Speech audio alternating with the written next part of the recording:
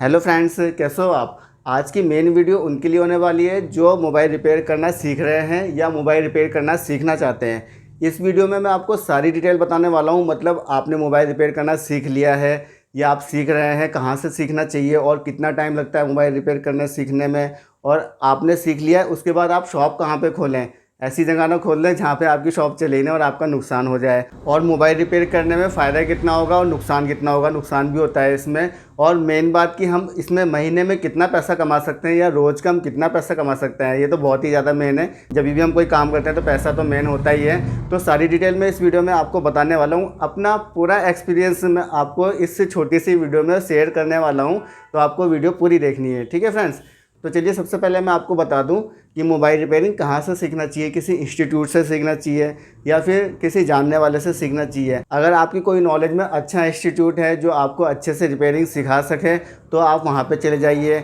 या फिर आपको कोई जानने वाला हो जो मोबाइल रिपेयर करता हो तो आप उससे भी सीख सकते हैं। तो वो दोनों ही अच्छे रहेंगे। जहाँ से भी आपको अच्छी तरह सीखने को मिल जाए आप वहाँ ज्वाइन कर लीजिए। 50% तो आपके ऊपर ही है कि आप कितनी अच्छे से सीख सकते हैं। मतलब कि अगर आप मोबाइल रिपेयर सीख रहे हैं तो आप ये सोच लीजिए, अरे यार रात को सपने में भी मतलब कि मोबाइल ही आने चाहिए, तभी आप अच्छे से सीख पाएंगे और अच्छे खासे पैसे कमा पाएंगे। और मोबाइल रिपेयर का काम आप लॉन्ग टाइम के लिए करना चाहते हैं तो ही आप सीखिए। कहीं आप सोचें अरे यार 1-2 साल तक कर लेते हैं, उसके बाद देखेंगे अगर होगा सही तो कर लेंगे, नहीं हुआ तो नहीं। इसमें ऐसा बिल्कुल भी नहीं चलेगा। इसमें बहुत ध्यान से और पूरी लगन से आपको सीखना पड़ेगा। जो भी आप काम करते हैं या सीखते हैं पूरी लगन से अगर सीखेंगे तभी उसमें सक्सेसफुल मिल पाती है। और अधूरा ज्ञान तो किसी काम का नहीं होता है, तो आपको कोई भी फ़ायदा नहीं हो पाएगा। और आपको मोबाइल रिपेयर करना सीखने में कितना टाइम लगेगा, तो यार ऐसा कुछ फिक्स नहीं है कि आपको 2 महीने 6 महीने या साल भर में आप परफेक्ट हो जाओगे।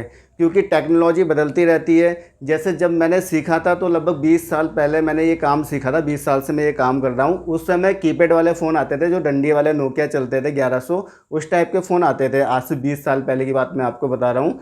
तो उसके बाद टेक्नोलॉजी चेंज हुई, कलर मोबाइल आने लगे जिसकी डिस्प्ले कलर होती है।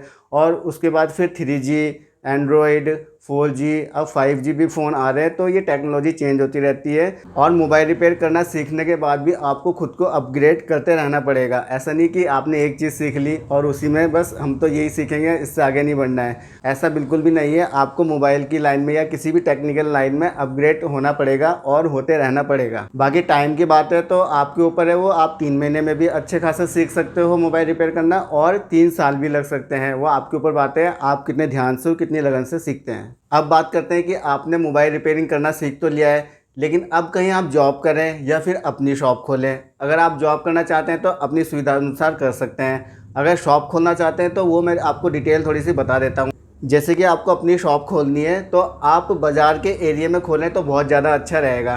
क्योंकि अगर आप बाज़ार के एरिया में खोलते हैं तो वहाँ पे कस्टमर काफ़ी ज़्यादा आएंगे। हो सकता है अगर आप रेंट पे अपनी शॉप ले रहे हैं तो रेंट थोड़ा सा ज़्यादा हो, लेकिन कस्टमर ज़्यादा रहेंगे तो आपकी कमाई भी ज़्यादा होगी। और अगर आप कहीं ऐसे एरिया में लेते हैं जहाँ कस्टमर कम है, भीड़ भाड़ कम है, तो रेंट कम हो सकता है और आपकी कमाई भी कम हो सकती है। तो मेरा ये मानना है अगर आपको अच्छी कमाई करनी है तो आप कहीं बाज़ार के साइड ही अपनी शॉप लीजिए, वहाँ पे आपकी अच्छी कमाई हो जाएगी। और अब मेन बात की, हमने मोबाइल रिपेयर करना सीख भी लिया और कहीं शॉप भी खोल ली अच्छी जगह पे, भीड़ भाड़ एरिया में, बाज़ार के साइड, लेकिन अब हमारी कमाई कितनी हो सकती है, ये बात बहुत ही ज़्यादा लोग सोचते हैं। और मतलब कमाई तो होनी चाहिए तभी तो काम करते हैं।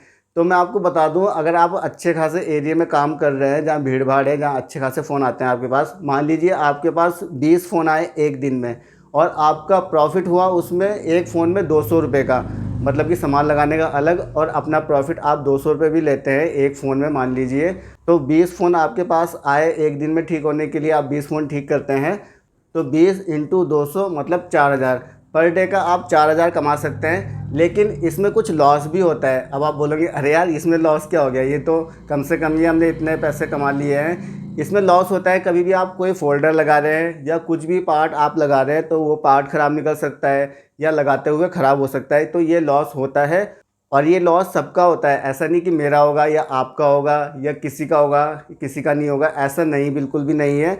ये सबका होता है, चाहे वो कितना भी परफेक्ट हो, कितने सालों से भी काम कर रहा हो, चाहे 1 महीने से ही काम कर रहा हो, लॉस 100% होता है। तो उसका आप माइनस कर लीजिए, मान लीजिए 1000 रुपये या 1500 रुपये की रेंट निकाल के और लॉस निकाल के, तो आपको 2 या 2500 रुपये अगर पर डे का भी बचता है तो वो भी बहुत अच्छी बात है, आप इतना आराम से कमा सकते हैं।